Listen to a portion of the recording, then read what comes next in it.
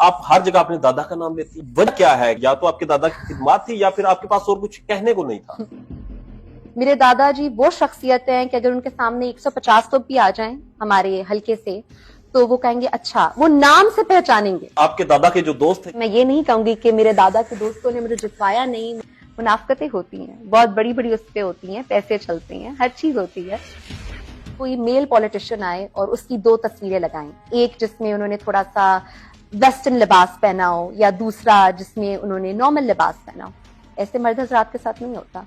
खवातीन का आना ही सबसे पहले किरदार कशी, फिर उनकी किरदार पे बातें करना, फिर उनकी लिबास पे बातें करना। दादा की पोती अब वहां जतोई ग्रुप को कैसे टक्कर देगी? आप कह रही हैं मैं वापस आऊंगी और वहां पे लड़ूंगी, वो तो खतरनाक लोग हैं, वो कब्जे कर लेते हैं, वो तो। जतोई ग्रुप का एक डर है और वो अभी भी है। तो उस बंदे के उन्होंने घर में कुत्ते भिजवा दिए और उसका रेस्टोरेंट बंद करवा दिया, हत्ता कि वो बहुत गरीब बन रहा था। उनके घरों में कुत्ते उनके घरों में डाल, मतलब ये रिसेंट इस इलेक्शन में? अच्छा। अभी ये इसी इलेक्शन की कैंपेन करते वक्त बुहारी ग्रुप की बेटियां तो शिकागो यूनिवर्सिटी से पढ़े और वहां पे आप सड़कों का जिक्र करें, तालीम का ना करें, स्कूल्स का ना करें। मैंने जी सबसे पहले बग्गा साहब, मैंने यही बात की थी कि हम यूनिवर्सिटी बनाना चाहते हैं। वेलकम सियासत.pk से मैं हूं उपकार बगा और इस वक्त मेरे साथ मौजूद है अब्दुल्ला शाह बुहारी साहब की पोती सैयद बासित शाह बुहारी साहब की बेटी महा बुहारी। महा बुहारी दादा की पोती के नाम से आपको लोग जानते हैं। जी बिल्कुल। आप पाकिस्तान की सियासत में एक नया चेहरा थी। पाकिस्तान की इस इलेक्शन में जब लोग फ्रस्ट्रेटेड थे, आपको लोगों ने देखा और आपको लोगों ने बहुत ज्यादा वायरल किया। आपके ऊपर तनकीद भी हुई, मीम्स भी बनी और लोगों ने आपको सराहा भी। ये सारी चीजें आप उनको कैसे ले रही हैं? देखिए जी, हमारे मुल्क में खसूसन मुजफ्फरगढ़ के इलाके में खवातीन वैसे पहले भी आई हैं, लेकिन खवातीन का घर से निकलना ही बड़ी बात है। हमारे यहाँ कहते हैं कि जी लाइक वुमेन लीडरशिप नहीं है, वुमेन एम्पावरमेंट नहीं है। तो जब खवातीन बाहर निकलती हैं, कोई पढ़ा लिखा इंसान, पाकिस्तान में काफी ब्रेन ड्रेन है जी। यहाँ कहते हैं कि जो भी नौजवान है, जो पढ़े लिखे हैं, वो बाहर जा रहे हैं, वो यहाँ रहते नहीं है। तो जब कोई पढ़ा लिखा नौजवान यहाँ वापस आता है, यहाँ कोई खवातीन या कोई खातून अपने घर से बाहर निकलती हैं, तो फिर उनकी इस तरह मीम्स बनाकर उनको पीछे खींचा जा रहा है। तो ये उनकी तनकीद करना उनके ऊपर है, लेकिन ये भी अपने में एक बड़ी बात है कि खवातीन अब घर से बाहर निकल रही हैं। No doubt. जब मुझे अभी तक याद है जी कि जब मेरे वालिद ने ये डिसीजन लिया कि मैंने अपनी दोनों बेटियों को जी पॉलिटिक्स में लाना है, क्योंकि मेरे 2 भाई बहुत छोटे हैं, वो 13 साल के हैं। तो उनको बहुत सारे लोगों ने कहा कि जी आप अपनी बेटियों को ला रहे हैं पॉलिटिक्स में, और मतलब अपनी बेटियों को जो कि मतलब यंग है और ऊपर से वो मैरिड भी नहीं है, एंड दे आर बेयरली मतलब 25-24 साल उनकी उम्र है, तो आप ये क्या कर रहे हैं? तो मेरे वालिद ने इस पे कहा कि मुझे बेटा और बेटी में कोई फर्क नहीं है। औलाद जो है वो टैलेंटेड होनी चाहिए, काबिल होनी चाहिए, समझदार होनी चाहिए, बाइसे फख्र होनी चाहिए। तो इसमें बेटा बेटी का कोई फर्क नहीं है। तो मैं ये सोचती हूँ कि चलें जी, मेरे तो भाई छोटे हैं, तो जो पाकिस्तान में ऐसे लोग हैं जिनकी फकत सिर्फ बेटियां हैं, बेटे नहीं है, तो वो मुल्क छोड़ दें। मैं खुद बहुत सरप्राइज था कि जब मैंने मुजफ्फरगढ़ में आपको देखा लोगों के साथ तकरीर करते हुए, बातें करते हुए और वहां पर बेबान दहल आते हुए सामने, तो मेरे लिए एक सरप्राइज था कि मुजफ्फरगढ़ जैसे इलाके में आप जिस तरह सामने आ रही हैं। मगर एक चीज है जो बहुत ज्यादा डिस्कस हो रही है कि आप हर जगह अपने दादा का नाम लेती हैं, हर जगह आप अपने, वजह क्या है कि आपके पास दादा का नाम आप ले क्यों रही थी? उसमें या तो आपके दादा की खिदमत थी या फिर आपके पास और कुछ कहने को नहीं था? नहीं जी, कहने तो मेरे पास बहुत कुछ था। खिदमत पूरे बुखारी ग्रुप ने, मेरे वालिद ने भी बहुत की हैं, और अभी भी मैं इस मुल्क के लिए एक नजरिया लेकर आई। यूनिवर्सिटी की मैंने बात की, मैंने कहा कि सिर्फ अब सोलिंग बिजली से आगे बढ़े, मुल्क को आप जतोई जैसे शहर को मेगा प्रोजेक्ट्स दें। लेकिन दादा की बात मैंने इसलिए किया जी, मेरे दादा का नाम है मखदूम अब्दुल्ला शाह बुखारी, और उनकी वफात हो गई कुछ साल पहले। लेकिन मेरे दादा वो शख्सियत हैं कि अगर आप अभी भी मेरे गांव में जाके, आप मीडिया से हैं, आप जाके सर्वे करें, तो आप उनका नाम पूछेंगे तो लोग फौरन कहेंगे जी अब्दुल्ला शाह बुखारी की बात कर रहे हैं आप। मेरे दादाजी वो शख्सियत हैं कि अगर उनके सामने 150 लोग भी आ जाएं हमारे हल्के से, तो वो कहेंगे अच्छा, वो नाम से पहचानेंगे। वो मतलब लोगों को नाम से पहचानते थे। वो शख्सियत है जो कि हर किसी का अच्छा, ये उसका रिश्तेदार है, अनथक खिदमत। हत्ता कि उनकी जी आखिरी दिनों में जब उनको ट्यूमर डेवलप हो गया था, जब वो अपने डायलिसिस पे थे, जब वो नहीं भी, उनकी सेहत उनका साथ नहीं देती थी, तब तक उन लोगों की अनथक खिदमत की है और लोगों की खुशी गमी में उनके साथ खड़े रहे हैं। तो मेरे दादा ने, ये लोगों की परसेप्शन है कि जी हमारा एक बड़ा डेवलप्ड ग्रुप था और हम आ गए और हमारी जगीरदारा सियासत, ऐसी नहीं है। मेरे दादा ने बड़ा स्ट्रगल किया था सियासत में आने के लिए। जब मेरे दादा पहली बार सियासत में आए थे तो उनके जो मद्दे मुकाबिल जो इस बार हमारे खिलाफ बने हैं जतोई ग्रुप, ये एक इनका पूरा एक सरदारी निजाम है। तो ये तो कैंपेन भी नहीं करते थे, ये वोट भी नहीं मांगते थे। इनका इस कदर डर था कि आप मेरे जब दादा का उन्होंने पहली बार इलेक्शन कंटेस्ट किया तो अगर कोई उनका नाम भी ले लेता था ना तो ये जाके उसको उस पे पर्चा करवा देते थे, उसको थाने में भेज देते थे। अभी की बात है, जब मैं हाल ही में कैंपेन कर रही थी तो इतने सारे लोग मुझे ऐसे मिले जिन्होंने मुझे दुआएं दी, अपनी बेटी समझ के, उनकी मेहरबानी है। लेकिन उन्होंने मुझे बताया कि ऐसे ऐसे दौर थे कि अगर पुराने दिनों की बात है कि जब इतनी गाड़ियां भी इस तरह नहीं होती थी, तो जब मेरे दादा वोट मांगने जाते थे तो लोग उनकी ना जीप के पीछे झाड़ियां लगा देते थे कि कहीं ये जो निशान है गाड़ी के, ये तक नजर ना आए कि सुबह जतोई ग्रुप वाले हमें उठवा लेंगे। अच्छा। और जी, और इस तरह की, मतलब मेरे दादा ने काफी स्ट्रगल किया और काफी फिर नाम कमाया, लोगों के दिलों में घर किया, उनके लिए आवाज उठाई। मगर आज तो आपका वहां उस हलके में, उस पूरे इलाके में आप बुखारी ग्रुप का या फिर आपके खानदान का एक बहुत इन्फ्लुएंस है जी, मगर फिर भी जतोई ग्रुप वहां पर बाअसर है और जहां तक हमें इन्फॉर्मेशन मिली है कि वो इलेक्शन पर भी असरअंदाज हुए और आपके दादा के जो दोस्त थे जिन्होंने आपको जितवाना था वो आपके काम नहीं आए, उन्होंने जितवाया नहीं, या फिर जतोई ग्रुप का वहां मंतर काम कर? देखें, मुनाफिकतें हर जगह होती हैं, ठीक है। मैं ये नहीं कहूंगी कि मेरे दादा के दोस्तों ने मुझे जितवाया नहीं, मेरे दादा के ऐसे बहुत सारे दोस्त हैं जो मेरे साथ खड़े रहे और मैं उनकी तहे दिल से शुक्रगुजार हूं कि वो मेरे साथ खड़े रहे। लेकिन जतोई ग्रुप का जी एक डर है, हमारे जो जतोई जो इलाका है, जो हमारा हल्का है, वहां जतोई ग्रुप का एक बहुत डर है। अगर आप जाके पूछेंगे तो अभी भी उनके वो लोगों की जमीनों पे नाजायज कब्जे करते हैं, लोगों को उठवा लेते हैं। हत्ता कि अगर उनको मतलब कहीं पिक्चर भी, जैसे कि ऐसी जगह है, ऐसे मतलब वाक्य सामने आए हैं कि अगर उन्होंने मेरे दादा की पिक्चर भी देखी है ना कहीं, तो उस बंदे के उन्होंने घर में कुत्ते डाल दिया है, लाइक कुत्ते भिजवा दिए और उसका रेस्टोरेंट बंद करवा दिया। हत्ता कि वो बहुत गरीब बंदा था, उनके घरों में कुत्ते उनके घरों में डाल, मतलब ये रिसेंट इस इलेक्शन में जी, ये तकरीबन कोई 2 साल पहले की बात है। अच्छा। अभी ये इसी इलेक्शन की कैंपेन करते वक्त, और रीसेंट इलेक्शंस में उन्होंने लोगों को उठवा लिया।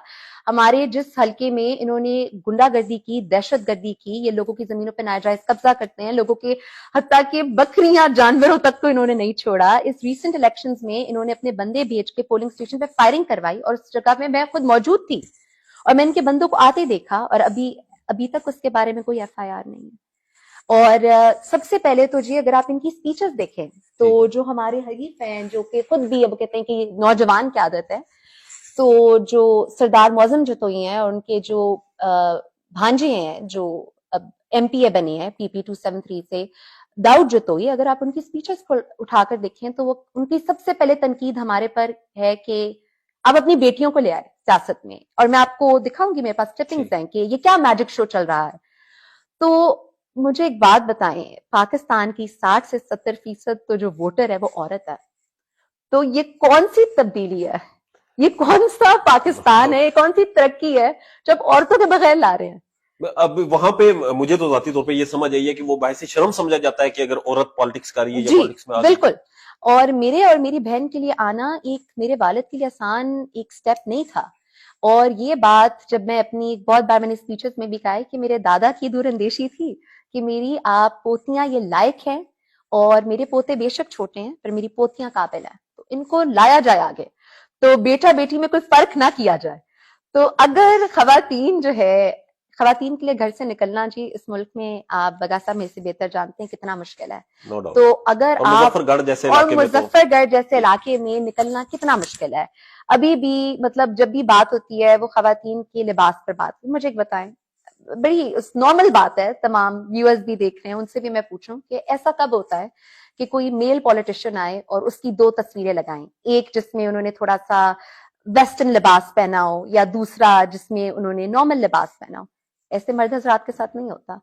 खवातीन का आना ही सबसे पहले किरदार कशी, फिर उनकी किरदार पे बातें करना, फिर उनकी लिबास पे बातें करना। मुझे बताएं हमारा मुल्क कब तरक्की करेगा जब हम खवातीन के लिबास से ही आगे नहीं बढ़ रहे। एग्जैक्टली और आपकी जो तस्वीर सामने लगी वो एक नॉर्मल तस्वीर थी जिसे बहुत बड़ा एक स्कैंडल के तौर पे पेश किया गया कि ये अमेरिका में ये है और यहाँ पे दुपट्टा है। और आपको मैं बता दूं भगत साहब, माफ कीजिएगा मैं आपको कट करी, वो तस्वीर दरअसल अमेरिका की नहीं थी, वो दरअसल लम्स मेरी यूनिवर्सिटी की तस्वीर थी। तो उन्होंने उसको अपनी तरफ से यूएस से बना दिया ये वाली। और एक और जो दूसरी तस्वीर थी वो भी अमेरिका की तस्वीर नहीं थी, वो एक और मुल्क की यूरोपियन मुल्क की तस्वीर थी। पर लोग हैं, उन्होंने जिस तरह बात करनी है, यू हैव टू ऑन के आपकी तस्वीर थी, आपको कोई उससे मसला मुझे इस बात से कोई मसला नहीं है। आप अमेरिका छोड़ के या पढ़ने गई थी वहां पर, आप वापस आई और एक नया पढ़ा लिखा चेहरा सामने आया। इस पढ़े लिखे चेहरे को आपकी बहन भी एजुकेटेड है, वो आई, आपने उनकी कैंपेन की, आपने अपनी वालदा की कैंपेन की, आपने अपने वालिद साहब की कैंपेन की, मगर आप लोगों को असेंबली में नहीं जाने दिया गया। आप बासर भी थे,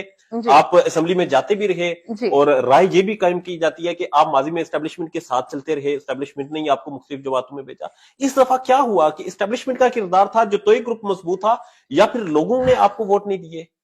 देखिए जी, मैं जो भी बात कहूंगी लोग उससे अपने तर्ज से ही लेंगे, तो मैं अपनी हकीकत बयान करूंगी, बाकी जो है पाकिस्तान की अवाम वो बहुत अक्लमंद है, वो समझ जाएगी।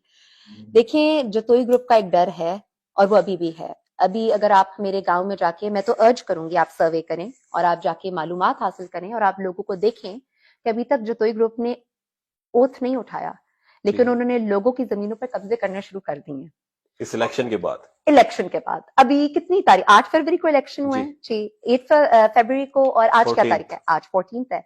तो आप देख लें गालबन 6 दिन में, अभी हफ्ता भी नहीं हुआ उनको इख्तिदार में आए हुए, और उन्होंने लोगों की जमीनों पे कब्जा करना शुरू कर दिया है, लोगों पर नाजायज पर्चा शुरू कर दी है, उन्होंने लोगों को मरवाना शुरू कर दिया है। और मुझे रोज अपने हल्के से तकरीबन 5 से 6 कॉल्स आती हैं कि बीबी हमारे पे इन्होंने तशद्दुद किया है, लेकिन हमारी एफआईआर भी नहीं दर्ज की जा रही। तो मुझे बताएं कि एक तो डर का एलिमेंट है, दूसरा मेरे पास क्लिपिंग्स हैं जी, अब तो सोशल मीडिया का दौर है, पोलिंग डे की क्लिपिंग्स हैं, रात को जी आरओ के ऑफिस की मेरे पास क्लिपिंग्स हैं, और इन्होंने मस्जिदों में ऐलान करवाए 5 बजे तकरीबन कि जो है अब सारे आरओ ऑफिस का घेराव करें, और इन्होंने जितने भी गुंडागर्द हर कोई इन्होंने जमा कर लिया। मेरे पास क्लिपिंग्स मौजूद हैं। और हमारा NA 177 पाकिस्तान की वो वाहिद कॉन्स्टिट्यूएंसी है जिसमें जो आरओ है उसने प्रेस कॉन्फ्रेंस करके रिजल्ट दिया है, जो कि जो रिजल्ट्स हैं वो इलेक्शन कमीशन ने देने थे, वो आरओ ने नहीं देने थे। इन्होंने पूरी रात आरओ के ऑफिस का घेराव किया। 10 बजे रात के आरओ गायब हो गया अपने ऑफिस से। ठीक है। 12 बजे जी वो बाजियाब होते हैं, और जितने भी जतोई हजरात हैं वो आरओ के ऑफिस में सारी रात बैठे रहे हैं, और उन्होंने पूरा घेराव किया है। कोई पुलिस फोर्स नहीं आई, कोई रेंजर्स नहीं आए, कोई भी नहीं आया। तो आप मुझे एक बात बताएं, बाकी आप मेरे से ज्यादा समझदार हैं, आपने इंटरव्यूज भी किए हुए हैं, आप खुद एक जर्नलिस्ट हैं, एक सहाफी हैं, मुझे बताएं बगैर किसी बैकिंग के आप आरओ ऑफिस का पूरी रात घेराव कैसे कर सकते हैं, और उसके अंदर आरओ के साथ जाके बैठ जाना, और रिजल्ट भी प्रेस कॉन्फ्रेंस पे करना। और आप यकीन करें मेरे पास तो फॉर्म 45 की पिक्चर्स भी हैं। अभी तक तो आपकी तरफ से कोई एतराज नहीं आया? आपने कोई एप्लीकेशन दी फॉर्म 45 के हवाले से, या आपने? जी, हम एप्लीकेशन दे रहे हैं, हम हाई कोर्ट जा रहे हैं। हमने तो जी रिकाउंट की, आप ये सोचें कि फॉर्म 45 अभी तक हमें मुकम्मल तौर पे मिले ही नहीं। इन्होंने कुछ पोलिंग एजेंट जी, हमारे कुछ पोलिंग एजेंट्स को इन्होंने फॉर्म 45 दिए ही नहीं, सिर्फ पेपर पे रिजल्ट लिख के दे दिया। अच्छा। और मेरे पास ऐसी फॉर्म 45 की, और हैरानगी की बात है, और जितने भी यहाँ पढ़े लिखे लोग इस वक्त मेरे इंटरव्यू को देख रहे होंगे वो इस बात की तस्दीक भी कर सकते हैं, मैं आपको पिक्चर दिखाऊंगी, और इस बात को जानते भी होंगे कि फॉर्म 45 पे हर कैंडिडेट के आप वोट्स लिखते हैं। अगर किसी कैंडिडेट को 0 भी मिले हैं तो आप 0 लिखते हैं, उसका भी होगा, उसका नाम होता है, उस पर आप 0 लिखते हैं सामने, और फिर PRO उसको सिग्नेचर करता है और साइन करता है, बाकी सारे उसको सिग्नेचर करते हैं। मेरे पास ऐसा भी एक फॉर्म 45 है जो मैं आपको दिखाऊंगी, आप व्यूअर्स को दिखाइएगा, जिसमें PRO के सिग्नेचर्स हैं, लेकिन जो PP 272 पे मेरे वालिद के खिलाफ जो जतोई ग्रुप से जो कैंडिडेट लड़ रहे हैं, उनके जो सामने वोट्स हैं उसकी मेरे वालिद के वोट्स लिखे हुए हैं, जिन्होंने क्रेन से वोट लिया लिखे हुए हैं, जिसके जो वोट्स हैं लिखे हुए हैं, सब उनके सामने जो है वो ब्लैंक स्पेस छोड़ दिया है कि वो खुद ही इसको बाद में जी वो जब भी उसको फिल करें, वो जो फिल करें, वो जो लिख दें, उनको जी मतलब they can get away with it. like in short. तो आप ये कह रही हैं कि जो तोई ग्रुप को पीछे से किसी की बैक थी और उन्होंने जाकर वहां पर मैनिपुलेशन की, और अब आपकी जो रिकाउंटिंग की एप्लीकेशन है या फिर कानूनी मामलात हैं उनमें भी आपको इंटरटेन नहीं किया जा रहा।